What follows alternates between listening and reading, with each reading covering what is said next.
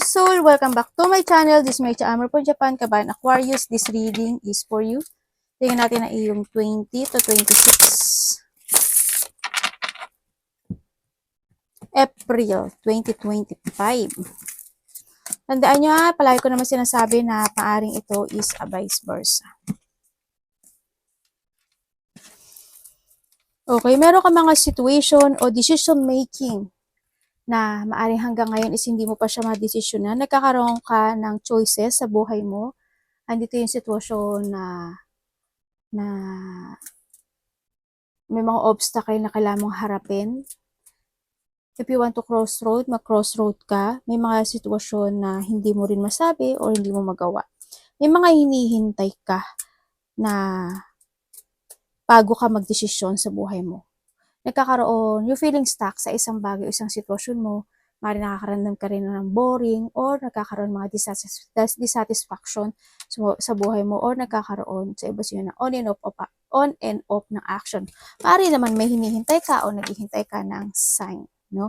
Sa nakita ko sa iyo dito, maaaring magkakaroon mga pagkikita, maaaring ng pamilya mo, ng mga mahal mo sa buhay, may mga happiness, joy, ako nakikita ko sa'yo, masaya ka outside, pero inside, or sa umaga masaya ka masigla ka, pero pagdating ng gabi, handito na yung sitwasyon mo na marami ka nang iniisip, o may mga ini-illusion ka, or handi yung pagtithinking in your path, no?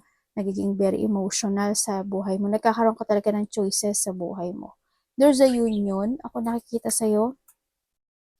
May tao rin dito, ako na nakikita na, maaaring may iba dito may pupuntahan kayong birthday, celebration, mga ganyan. Or pagkikita ng mga mahal sa buhay. May tao dito na nakapagbibigay sa'yo ng deep wound or there's a battle, no? Sa nakita ko, maaaring sa iba sinyo, there's a third party. Maaaring may tao na rin na very cold sa'yo or may tao na dito na sarili nila lang din niya yung iniisip niya sa nakikita ko dito.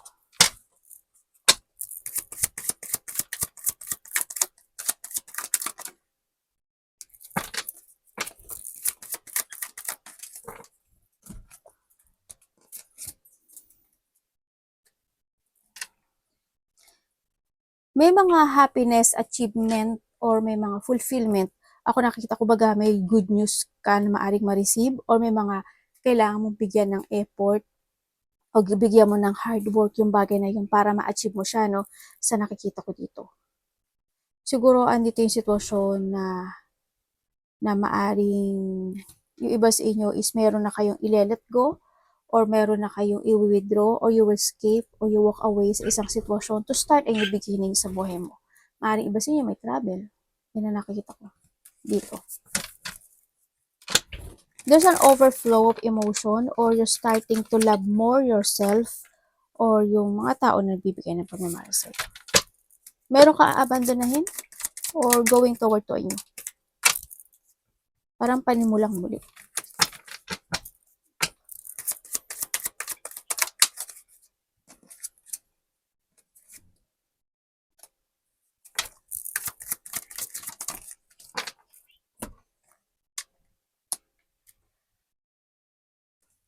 Ano ba mangyayari? Meron ka mga ginagawa, no? Okay. Ano mangyayari dyan?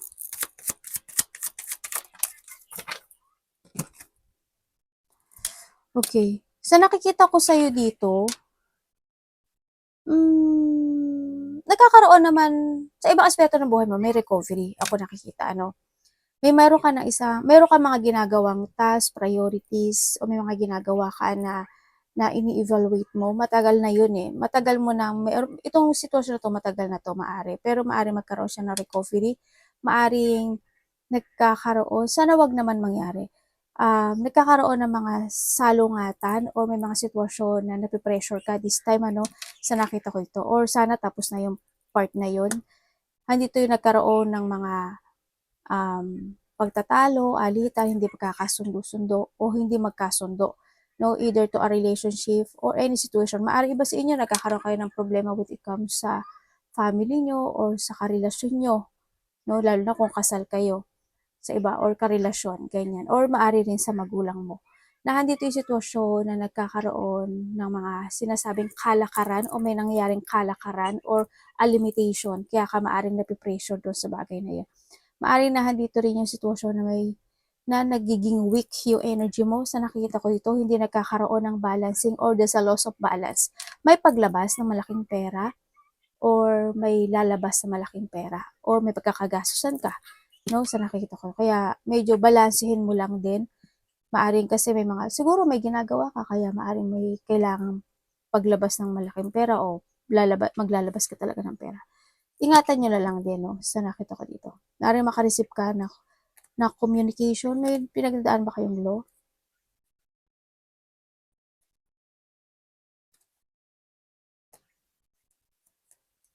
May travel ba kayo?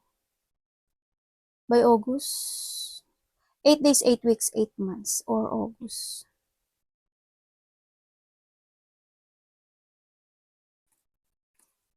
Tingnan natin, ha. Meron kang gustong meron kang ginagawa na parang nagkakaroon ng progressing. Parang meron kang mga pinaprogress this time. May mga sitwasyon na ini-improve mo or you want to improve or handin yung effort and hard work mo na nakakumit ka doon sa bagay na yun sa nakikita ko dito. May tao pala dito na maaaring hindi mo na siya, ikaw or siya is nag-thinking sa'yo na gano'n na, maaaring nahandun may tao ako nakikita na walang tiwala sa'yo or wala ka ng tiwala dun sa tao na yun o wala kang believe or siya yung walang believe at tiwala sa'yo. May gano'n ako nakikita. Maaaring karelasyon mo, asawa mo, magulang mo, kung sino man siya.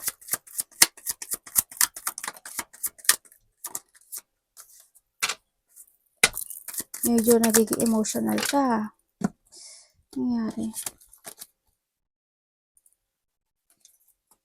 Sa ngayon, nakikita ko sa'yo dito, nagkakaroon ka ng depression. Sa iba, hindi naman siguro lahat kayo, pero yun nga, sabi ko sa'yo, inside ang lungkot mo. Outside, hindi mo pinapakita. Parang nawawalan ka ng pag-asa or parang nahandi yung sitwasyon na pag-iisip o nagkakaroon ng negativity happen sa buhay mo, no? Parang naliletown ka ng sitwasyon na meron ka sa ngayon. Parang you're in a dark place or nagiging emotional ka lang talaga this time sa nakikita ko dito. Yun, may tao rin ako nakikita dito na disloyal, mag-ingat na lang din sa nakita ko dito or nagkaroon ng mga emotional feelings dito, no? Nagkakaroon ka ng ganun eh. Ibig sabihin may tao nag-betray pala. May pagbibetray. Ingat ka ha, may taong magsisinungaling. Meron kang malalaman na may lalabas na isang katotohanan o may malalaman kang katotohanan. Yun ang nakikita ko. May takot ako nakikita, hindi ko alam why. Maaaring may makikipag-usap sa'yo and then may malalaman ka sa kanyang hindi magandang information. Maaaring yun yung makakapagbibigay sa'yo ng emotion sa nakita ko dito. May tao dito na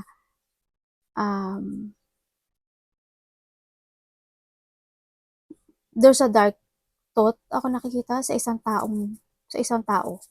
Babae.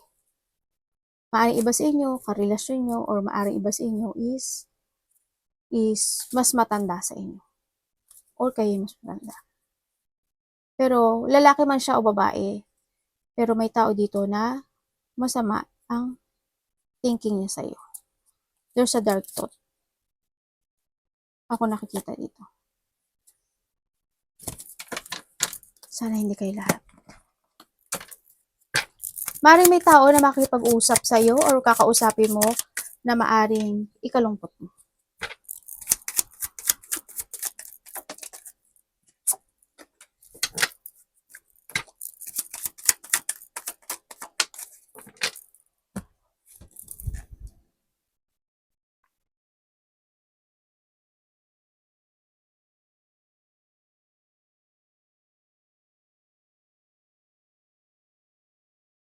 May getting together sa nakita ko dito. Merong isang sitwasyon na there's a hardship ako na nakita na pinagdadaanan mo o pagdadaanan mo o pinagdaanan mo na maaring ito is magtatapos na. Magkakaroon ng acceptance, kumbaga, no?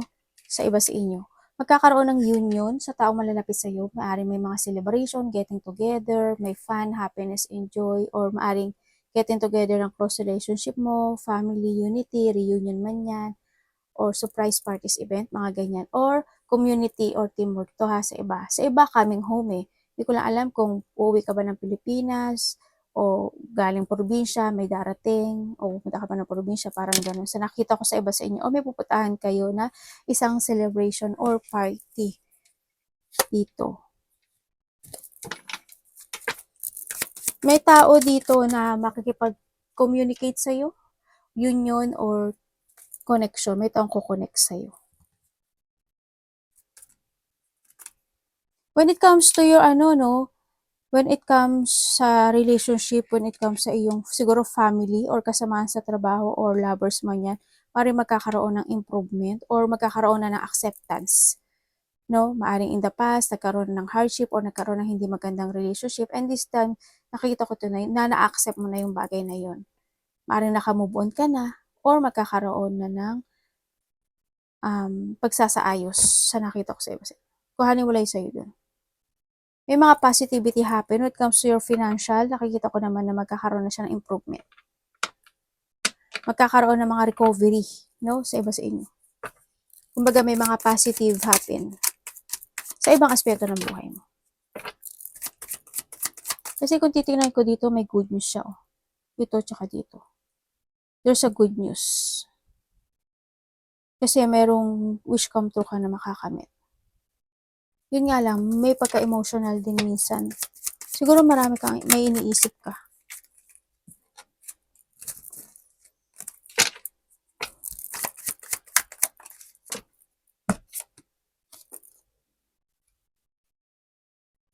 Tanong ko lang kung tapos na to. Tapos na po to. May taong matigas ang ulo. Tapos na. Okay. Okay, in the past, talagang nagkaroon. May taong naging matigas ang ulo, may tao na hindi nagpahalaga, may tao na naging irresponsable. Nagkaroon ng lack of success sa iba sa inyo, no? And yun yung kinadip wound mo, eh, no? May mga battle na sinuo mo this time. And this time, sa nakita ko, you are more on focusing to yourself or kailangan mo talaga ng ngayon this time ng mental peace or nagkaroon ka na ng mental peace sa sarili mo. And handito na yung you're starting fresh. Kumbaga, nagkaroon na ng paglilinis o nagkaroon na talaga ng acceptance dito sa nakikita ko sa iyo. Kasi nandito na rin si Full. Ibig sabihin, magkakaroon ng isang,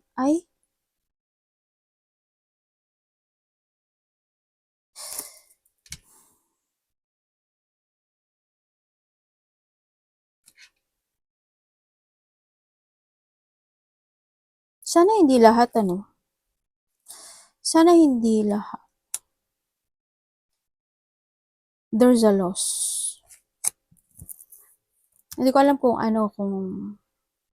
kung tao ba siya o ano. Kasi di ba minsan pag may mga alaga kayong yun. Pero may nakita kong there's a loss. There's an unexpected, a blow of emotion, of pain, no? Kung ano man yan, sa buhay mo nang pwede kang masaktan o pwede kang magkaroon emotional kasi nandito rin siya. Kung ano man yung sitwasyon na yun. Yun. Or maaring ma-disappoint ka lang. Sa iba ganun. Maaring hindi man siya in a part na gano'n, na loss, maaring ma-disappoint ka lang sa tao na makakasalumuha mo, makakausap mo, or maaring malulungkot ka lang sa iba, or magkakaroon lang ng conflict, malaki man o maliit yan, or may mga sitwasyon na maari lang na mga feeling hopeless ka, ganyan, or magkakaroon ng mga separation. May isang sitwasyon na mag-i-end sa buhay mo. End of the cycle. Or maari rin naman na ikaw rin mismo maaring you will follow your heart at mag-iiba ka ng landas na tatahakin this time. Pwede yun. Parang i-separate mo yung sarili mo, i-divide mo yung sarili mo. Magkakaroon ng division, mga ganun. Sa nakita ko dito. Maaring malilito ka sa iba sa inyo. Maaring may mga ayusin ka at hindi mo alam paano magsimulang muli, mga ganun. Para maghahanap, yung iba sa inyo parang magsisiyasat ka sa sarili mo, maghahanap ka ng mga katotohanan, magkakaroon ka ng urong-sulong na situation, if you want to withdraw or mag-retire for something, love life man yan, or any situation sa buhay mo, yun, parang may nakikita ako sa yung ganun. Pero may tatahakin kang isang situation sa buhay mo. Para you're starting to create again yourself sa ibang aspeto ng buhay mo, sa nakita ko dito. May pagtulong, there's an offering, maaring magtutulungan ka, or may tao na tutulong sa'yo. Yun, nakikita ko. May tao pala dito na may tao na nagsisisi, or maaari ikaw nagsisisi ka sa mga naganap o nangyari in the past, kuhanin mo lang yung sa'yo dito, or may dito there's a person who want to confess dito, or may tao na nakikipag-usap sa'yo. Ganun na, ang nakita ko dito. Or ikaw, gusto mo makipag-usap sa kanya, or magkaroon ng pagsasaayos, maaring ganun. Ano yun mo lang, kasi minsan vice versa kasi lumalabas no? Yun, may meron daw confession, may tao na gusto niyang linisin yung sarili niya sa'yo, may malalaman kang katotohanan, tulad ng sabi ko kanina, may tao na hindi ko alam kung ikaw, you are taking responsibility ng ibang tao or someone want to take his responsibility na meron ka. I-vice versa natin. Tingnan natin. May tao na gusto niya ibalik yung tiwala niya sa'yo. Tiwala mo sa kanya, baliktad ata. Or vice versa. May tao ako nakikita na.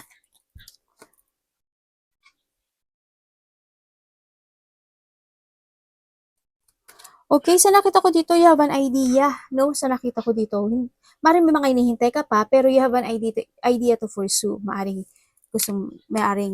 travel, or starting a new project, or you want to create something, or may mga new idea ka dito ng sitwasyon na maaaring magko-concentrate ka doon. Sa nakita ko ito. Or may mga opportunity ka na gusto mong tahakin this time, or nagkakaroon ka ng mga plano na gusto mong i-move forward this time. Sa nakikita ko dito. And then, ang nakikita ko rin is merong mga sitwasyon na you want to achieve, or there's a new journey or new energy na mangyayari sa buhay mo this time. Sa nakita ko. Kasi dito, you're starting a new beginning into yourself dito. Maaaring tataha ka ng panibagong situation o panibagong project o panibagong journey into your life. Kasi when it comes dito, you're starting fresh sa buhay mo, and nandito na rin na magkakaroon kasi sa'yo ng shifting this time. Sa nakita ko dito, magkakaroon ng mga pagbabago.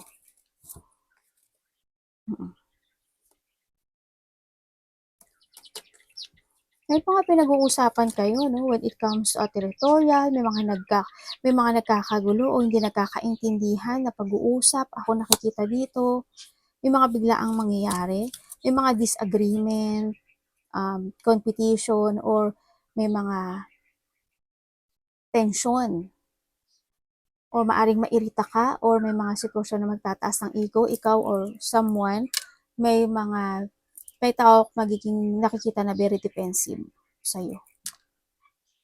Habaan mo lang yung pasensya mo. Alam ko naman na mahaba yung pasensya mo.